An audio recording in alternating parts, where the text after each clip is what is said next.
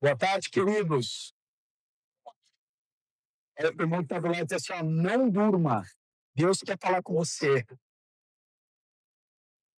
Desperta do que dormes.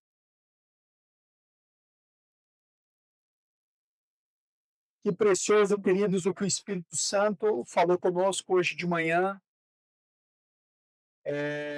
pelos dons, pela graça, testemunhos, oração, comunhão, palavra, louvor, a graça de Deus transbordando. Louvado seja o Senhor. O Senhor é tão misericordioso e mesmo nesses dias, como cantamos aqui, de iniquidade multiplicada, ainda assim o Senhor mantém as suas portas da misericórdia aberta, continua se movendo, edificando a sua igreja, e as portas do inferno não prevalecerão contra ela. Queridos, quero ler com vocês Salmos 103, versículo 7.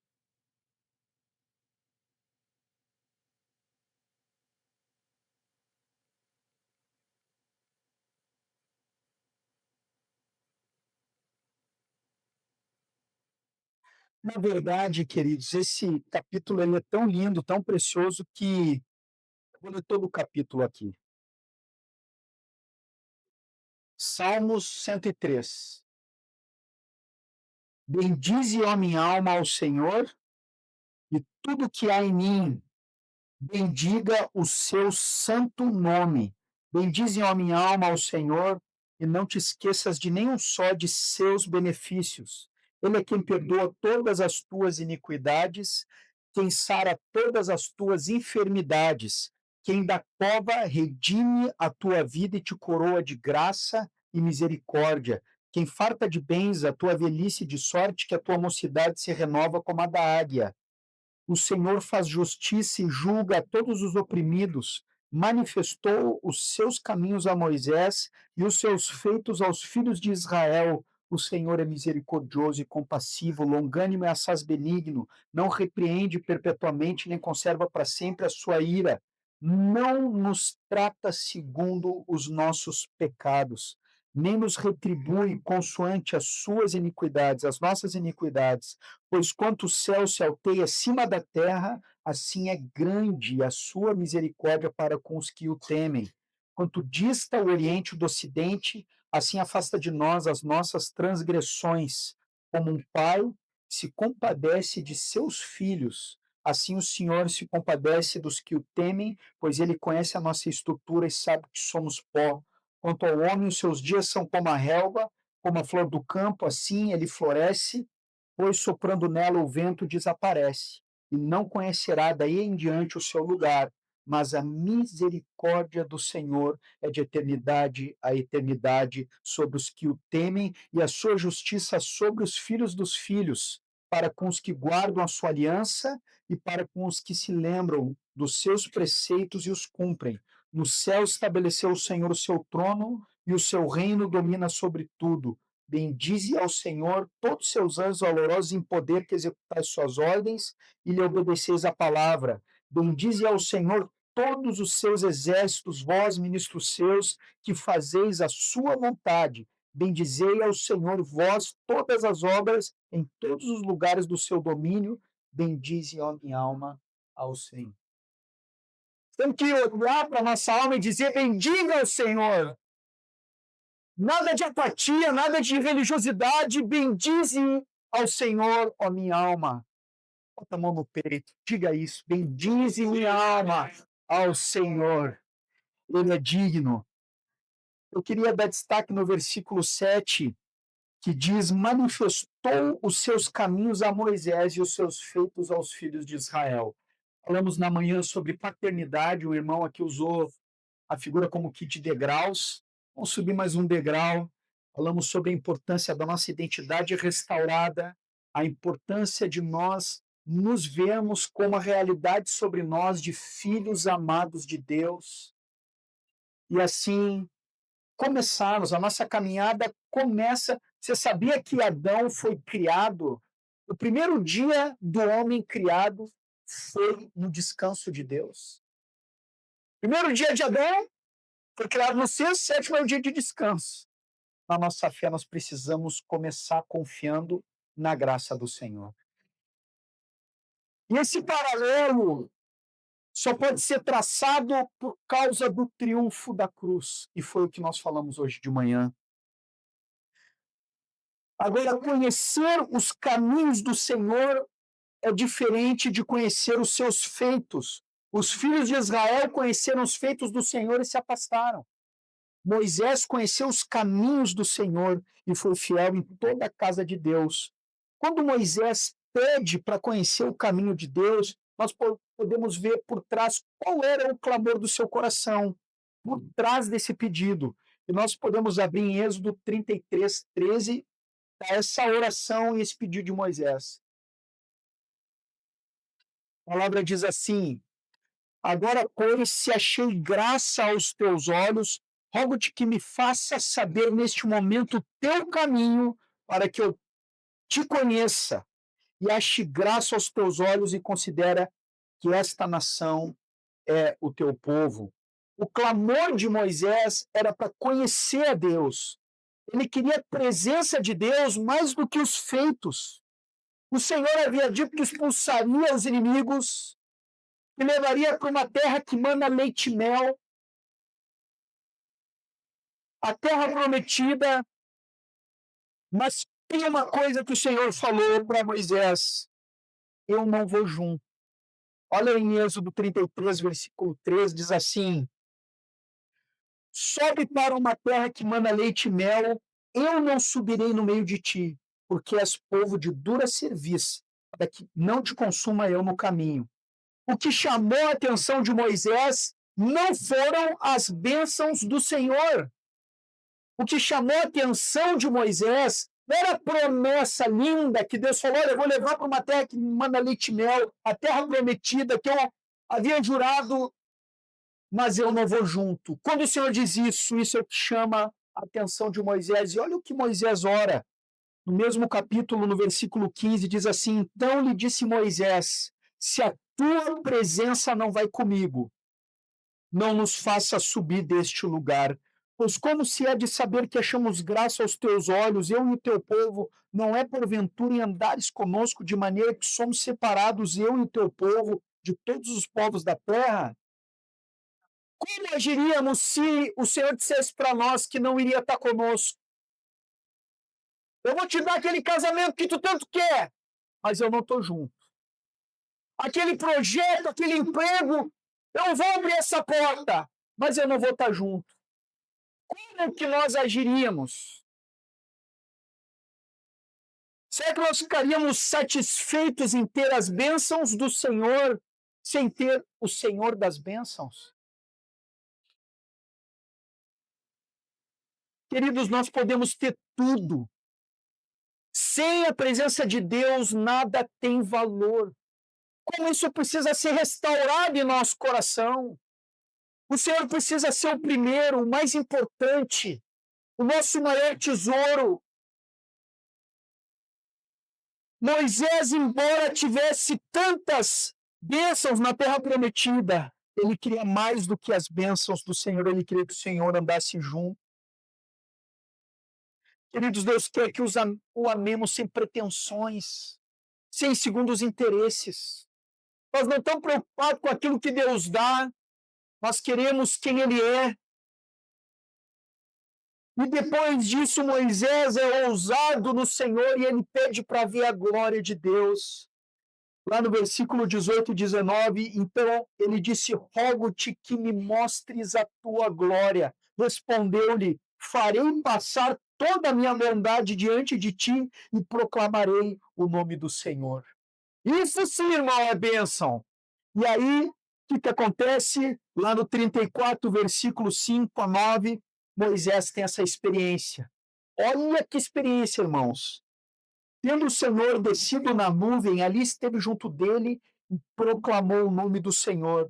E passando o Senhor por diante dele, clamou: Senhor, Senhor, Deus compassivo, clemente, longânimo e grande misericórdia e fidelidade, que guarda a misericórdia em 1000 gerações, que perdoa a iniquidade, a transgressão e o pecado, ainda que não inocente o culpado, e visita a iniquidade dos pais nos filhos e nos filhos dos filhos, até a terceira e quarta geração, e imediatamente curvando-se Moisés para a terra o adorou, e disse, Senhor, se agora achei graça aos teus olhos, segue nosso meio conosco, porque este povo é de dura serviço, perdoa a nossa iniquidade, o nosso pecado, toma-nos por tua herança. A visão da glória de Deus levou Moisés a se prostrar, a adorar um Deus cheio de misericórdia, de bondade, longânimo, que perdoa, e ele se prostra em adoração.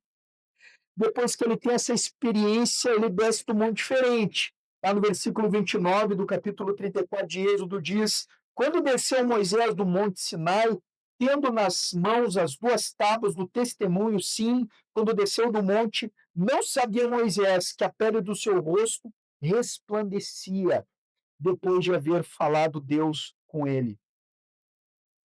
O homem desceu, era um homem vagalume. Imagina, ele desceu do monte, o rosto dele brilhava. Brilhava. Olha que interessante, por que o rosto de Moisés não brilhou na primeira vez, porém na segunda vez brilhou? Essa era a segunda subida dele no monte para conversar com Deus. Na segunda, ele desceu com o rosto resplandecendo. A Bíblia não diz exatamente o porquê, mas tem uma diferença significativa e importante que Moisés, quando desceu do monte na segunda vez, ele havia visto a glória de Deus. A revelação de Deus produziu em Moisés uma transformação. Quando o povo de Israel contra o Senhor, naquele caso dos espias, vocês lembram?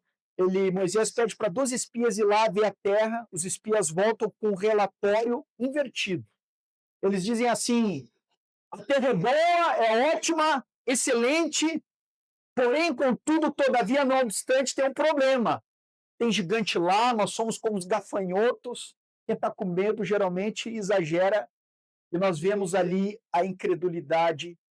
Deus se indigna com aquela situação e diz assim, Moisés, eu vou dar cabo desse povo, eu vou acabar com tudo e vou começar através de ti um novo começo. Olha só a intercessão de Moisés. Números 14, 15 a 20. Não sei se vai projetar. Vai dizer assim, se matares este povo como um só homem, as gentes, pois, que antes ouviram a tua fama, dirão, não podendo o Senhor fazer entrar este povo na terra que lhe prometeu com juramento, os matou no deserto.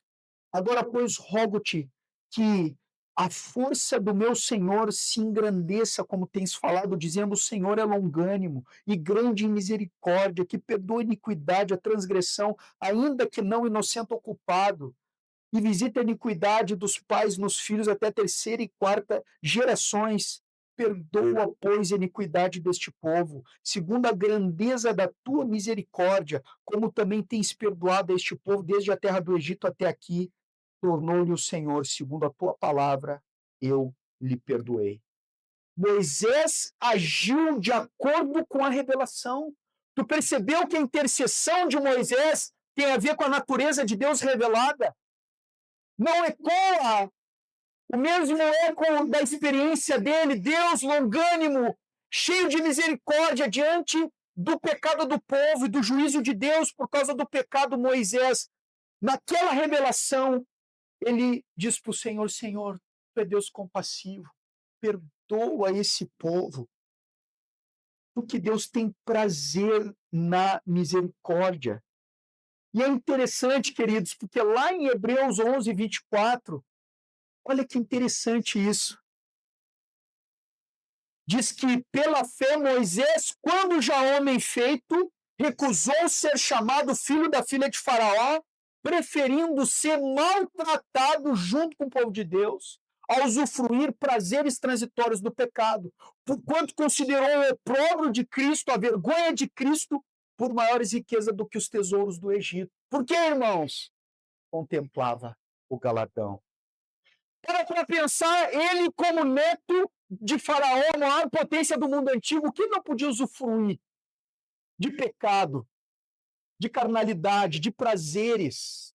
E ele negou tudo aquilo, abriu mão de tudo aquilo, preferindo ser maltratado junto com o povo de Deus, pelo opróbrio de Cristo. Ele teve revelação de Cristo, e ele olha para Cristo e diz: eu perco tudo, eu abro mão de tudo, eu morro por causa de Cristo Jesus, porque ele é incomparavelmente melhor do que tudo que o mundo pode me oferecer.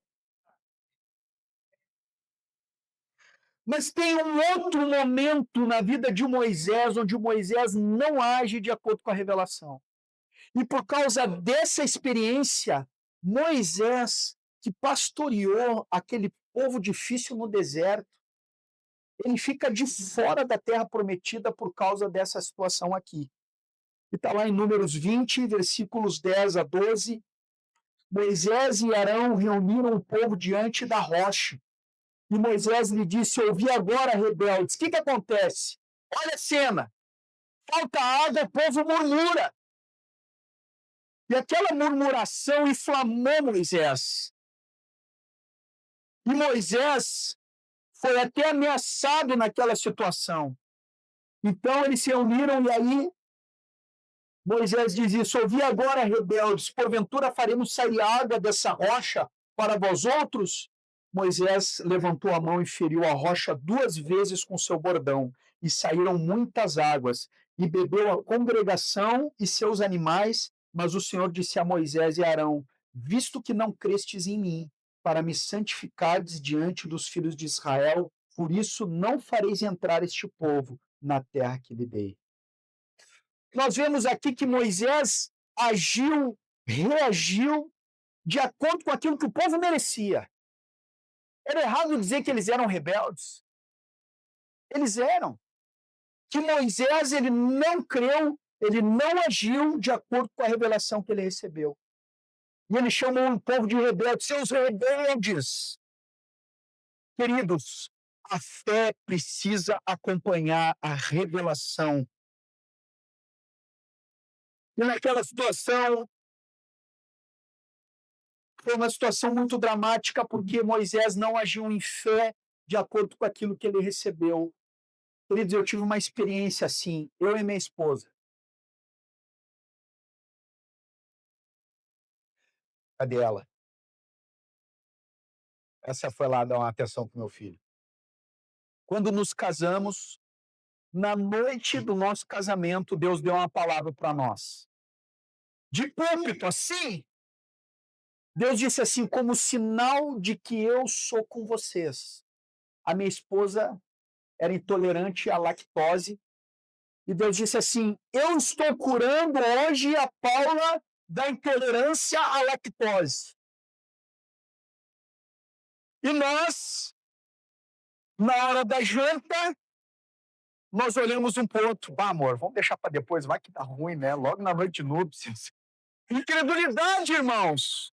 Pecado. Vamos deixar para depois, um outro momento. Sabe o que aconteceu? Nós não agimos em fé de acordo com a palavra, ela não se cumpriu. Fazia mal para minha esposa, fazia mal. Aí um casal foi jantar lá em casa e a irmã se lembrou daquela palavra e ela disse: olha, que pela medicina não tem cura, né? Ela disse: olha, eu creio que tu precisa ir lá no médico, tomar um passo de fé. E a semelhança daqueles 10 leprosos que indo ao sacerdote, quando o Senhor fala, vai, mostra-te ao sacerdote, que era uma figura de médico na época, eles indo foram curados.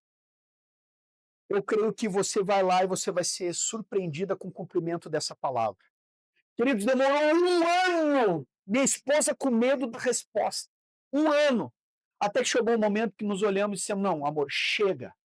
Ela é formada em gastronomia, ela fazia comida para os outros, trabalhava num lugar e ela não podia provar as próprias receitas. Os irmãos iam comer uma pizza, ela ia para um canto entristecida, chorar, comer qualquer outra coisa. E aí ela tomou posição na palavra que Deus nos deu e eu falei: amor, vai, Deus é fiel. E ela foi. E quando ela foi, irmãos, ela foi curada. Nós precisamos agir em fé. de acordo com a palavra. Nós vemos, por exemplo, no caso de Eliseu já velho, o rei chega lá, Eliseu fala para ele: pega a aljava, fere o chão, ele dá uma flechada no chão. O profeta diz assim, Eliseu diz: essa é a flecha da vitória do Senhor contra os assírios. Diz o que era. E diz: agora pega a aljava e fere o chão. Ele só dá 3 flechadas e o profeta fica indignado. E diz: tu deveria ter ferido 5, 6 vezes e de todo teria prevalecido. Mas o rei não agiu de acordo com a vontade de Deus e não se cumpriu. Por quê, queridos? Nós precisamos agir em fé, confiar na palavra do Senhor. Quantas situações nos tentam agir na carne, não confiando que Deus vai fazer sair água da pedra, que Ele está cuidando de todas as coisas. Nós podemos saber de tudo sobre um determinado assunto e não agir de acordo com aquela revelação. Olha que triste, lá em Deuteronômios 3, 23, ainda Moisés dá uma pedida para Deus. Bah, Deus, considera aí. Olha só, o Bá é minha versão, tá, irmãos? Também eu, nesse tempo, implorei graça ao Senhor, dizendo: ó Senhor Deus, passaste a mostrar a teu servo a tua grandeza, a tua poderosa mão, que Deus há nos céus ou na terra, que possa fazer segundo as tuas obras, segundo os teus poderosos feitos. Rogo-te que me deixes passar, para que eu veja essa boa terra que está da além do Jordão, esta boa região montanhosa e o Líbano. Porém, o Senhor indignou-se muito contra mim por vossa causa, e não me viu antes, me disse: basta, não me fales mais nisso. Por que foi tão forte a consequência do ato de Moisés? Por que Deus foi tão firme com Moisés? Queridos, teve algo muito grave ali que aconteceu.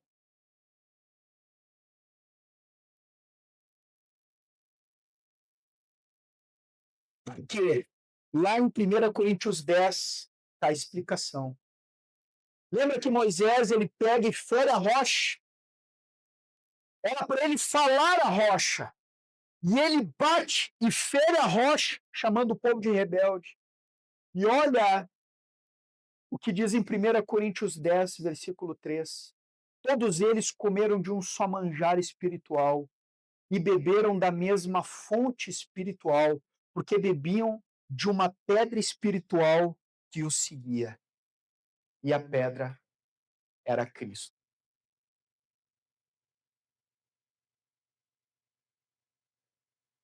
Como nós precisamos, queridos, ter um santo temor da responsabilidade que temos dessa revelação que Deus tem nos dado. Aliás, irmãos, nós temos que ser muito grato a Deus pelo evangelho cristalino que recebemos, de irmãos que pagaram um preço para que a verdade pudesse estar até nós hoje. Em Êxodo, quando Moisés conta que Moisés ele colocava um véu sobre o rosto, ele descia iluminado, ele descia com o rosto resplandecendo, mas Moisés ele colocava um véu para que o povo de Israel não percebesse que a glória se desvanecia. Isso está lá em Êxodo 34, 33. Tendo Moisés acabado de falar com eles, pôs um véu sobre o rosto, porém, vindo Moisés perante o Senhor para falar-lhe, removia o véu até sair. E saindo, dizia aos filhos de Israel tudo o que lhe tinha sido ordenado. Assim, pois, viram os filhos de Israel que o rosto de Moisés, viam o rosto de Moisés, viam que a pele do seu rosto resplandecia, porém Moisés cobria de novo o rosto com o véu até entrar a falar com ele. Então, nós vemos que Moisés colocava para que os filhos de Israel não percebessem que aquela glória era passageira. Aliás, lá em 2 Coríntios 3,13, antes, na verdade, versículos do capítulo todo, vai ver que o véu está posto no coração do povo de Israel. Eles não perceberam que aquela glória era passageira. E aí, lá em 2 Coríntios 3,13, diz que nós não somos como Moisés, punha o véu sobre a face para que os filhos de Israel não atentassem na terminação do que se desvanecia. Alguém pode pensar, realmente não sou como Moisés. Moisés era top. Mas aqui, queridos, a palavra está nos destacando um privilégio que temos de uma glória maior. É nesse sentido, é o sentido em vez. Nós não somos como Moisés. E qual a diferença, irmãos, dos dois ministérios? Aquela glória que apareceu para Moisés era passageira. A presença de Deus passou por Moisés. Aliás, Deus diz assim, ó, não me olhe, eu vou botar a mão sobre ti, tu só vai olhar minhas costas, porque nenhum mortal verá a minha face e viverá. Então Moisés só vê o Senhor pelas costas. E o Senhor se revelou para nós. Revelar, tirar o velo. É revelar, tirar o véu. Pelo Evangelho, por causa do glorioso nome de Jesus, o Senhor proclamou para nós o seu nome. Nós tivemos uma experiência parecida com a de Moisés, espiritualmente, porque o Senhor se revelou para nós. E ele mostrou a glória do seu nome. E a glória do nome, que no Antigo Testamento não se sabia qual era o nome, só falava da glória desse nome, agora nós podemos imaginar a cena. Moisés viu Cristo Jesus. Eu lembro daquele texto de 2 Crônicas 7,14, se o meu povo, que se chama pelo meu nome, se humilhar e orar e me buscar, e se converter dos seus maus caminhos, então eu ouvirei dos céus, perdoarei os vossos pecados e sararei a vossa terra. Estarão abertos os meus olhos e atentos os meus ouvidos à oração que se fizer neste lugar. Estava falando do templo. Essa era a glória do primeiro templo, quando Salomão consagra o templo do Senhor. Irmãos, há uma promessa de que a glória da segunda casa seria maior do que a glória da primeira. E se a glória da primeira, se havia tanta atenção do céu, tanta misericórdia, tanto perdão para quem orava voltado para o primeiro templo, e os judeus oram até hoje voltado para aqueles muros, quanto maior glória não há, quanto mais misericórdia não há, quanto mais atenção dos céus não há, quando nós oramos voltados para o glorioso nome de Jesus. E Jesus aponta para o templo e diz: destruirei esse templo, em 3 dias reconstruirei outro muito maior. Ele está falando do quê, irmãos? Do seu corpo, a igreja. É a glória que ele encheu com a sua presença, é o seu povo. E agora nós temos a presença do Senhor para sempre. Ele habita conosco, estará conosco todos os dias até a consumação dos séculos. Queridos, ver ao Senhor é a maior glória que existe. O céu só é céu porque Ele está lá. Tem um pedacinho de versículo quando vai lá em Apocalipse descrevendo a glória do céu, vai dizendo ruas de ouro, portões de pérolas, e tem um pedaço de um versículo ali que para mim faz o céu ser céu. Para mim é muito triste quando o Senhor diz para Moisés que nenhum homem veria a minha face e viveria. Mas lá em Apocalipse diz assim: então veremos a sua face. Nós vamos ver a face do nosso noivo, a quem esperamos, por quem abrimos mão de tudo. Nós veremos a face do Senhor. Jó se gloria desse momento. Eu nunca vi alguém sentir saudade do futuro. E Jó diz assim: quisera fossem escritas minhas palavras, que com pena de ferro e chumbo fossem para sempre esculpidas na rocha, porque eu sei que eu verei o meu Senhor. Eu sei que o meu Redentor vive e por fim se levantará sobre as nações. E eu, revestido esse meu corpo e minha carne, eu verei a Deus, eu verei não outro. De saudade desfalece o meu coração. Nós veremos o Senhor, irmãos.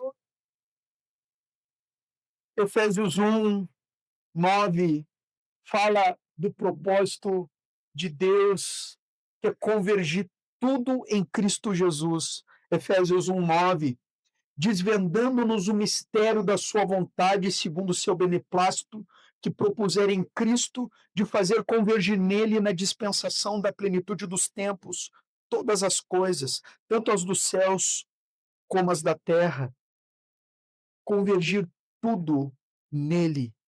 2 Coríntios 3:18 fala, então, a respeito do resplandecer do Senhor na nossa vida. Olha que lindo! E todos nós com o rosto desvendados, contemplando como que por espelho a glória do Senhor, somos transformados de glória em glória na sua própria imagem, como pelo Senhor, o Espírito.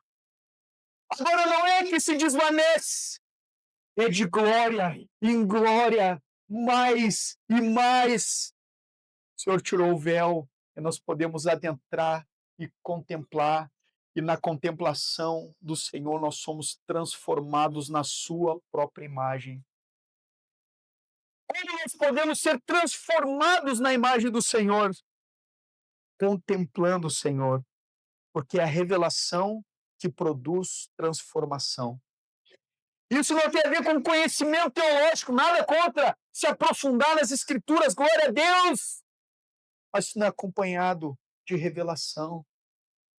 Pode ser um conhecimento que não produz transformação, mas quando nós contemplamos ao Senhor, nós somos transformados na sua própria imagem. Salmos 34, versículo 5, para mim é o evangelho numa casca. Contemplai-o e sereis iluminados, e o vosso rosto jamais sofrerá vexame. Olha o que diz Salmos 17:15. Eu, porém, na justiça contemplarei a tua face. Quando acordar, eu me satisfarei com a tua semelhança. Queridos, não há satisfação maior do que ser como ele é. Nós fomos criados para ser como Jesus. Ele é o modelo, ele é o alvo, ele é a pedra angular. Os homens buscam satisfação, plenitude e alegria em coisas vãs. Nós nos satisfaremos em sermos como ele é, em vivermos como ele viveu, andarmos como ele andou. E onde nós crescemos nessa revelação? Na nossa intimidade com Deus.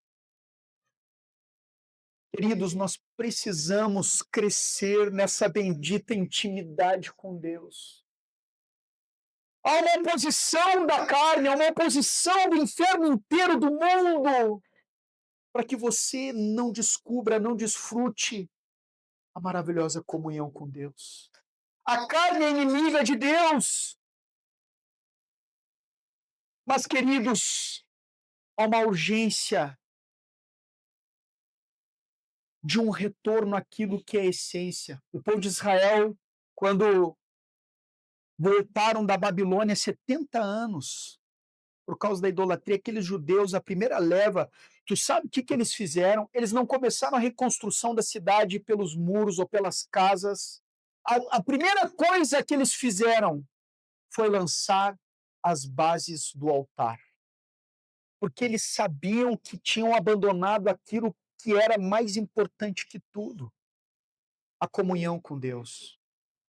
Se eu dissesse para vocês, Deus está agora, o Pai,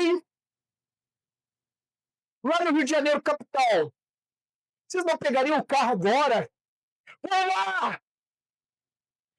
É lá no Rio Grande do Sul, vamos lá! Que lugar nós não iríamos? O que não faríamos para estar com Ele? Você quer saber onde que está o Pai? Abra comigo em Mateus, capítulo 6, versículo 6. Tem como projetar? Tu, porém, quando orares, entra no teu quarto e, fechada a porta, orarás a teu Pai que está em secreto. E o teu Pai que vem em secreto te recompensará. O Pai está lá, esperando por você, querendo você para Ele. Ele é digno de todo o nosso amor, toda a nossa atenção. Queridos, chega de comunhão superficial com Deus. Nós não vamos experimentar o mover do Espírito Santo poderoso, agindo, exaltando Cristo, curando enfermos, libertando cativos, se nós não dedicarmos tempo para sermos transformados por essa bendita contemplação, para que a presença de Deus brilhe nos nossos dias de trevas.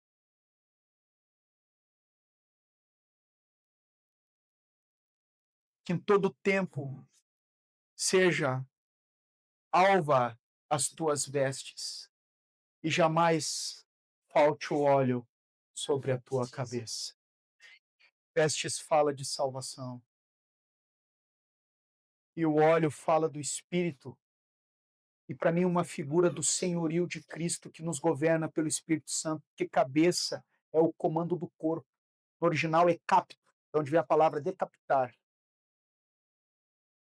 O Espírito Santo te tenha por inteiro e que a presença do Senhor seja teu grande prazer e que você possa agir de acordo com a revelação que Deus tem dado a você. Você é responsável por isso, mas saiba que Deus vai derramar toda a graça para você agir de acordo com a revelação que Ele nos dá. Senhor, obrigado que Tu tenha nos revelado Cristo. Tua presença é o nosso maior prazer. Perdoa, Senhor, quando outras coisas roubam a nossa atenção e tempo contigo.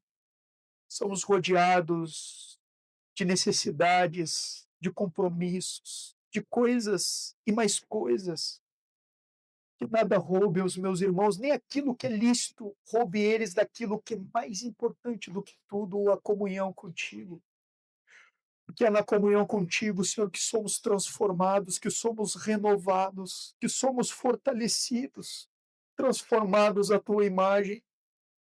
Por isso eu oro por mim mesmo e meus irmãos, pedindo graça, Senhor, para que cada um tome sua cruz, negue-se a si mesmo, deixe tudo para trás, se desembaracem de coisas que possam estar tomando o teu lugar no coração. Essa manhã nós nos reconvertemos ao Senhor e juntos declaramos: Tu és o nosso Deus, que nós te queremos, Senhor.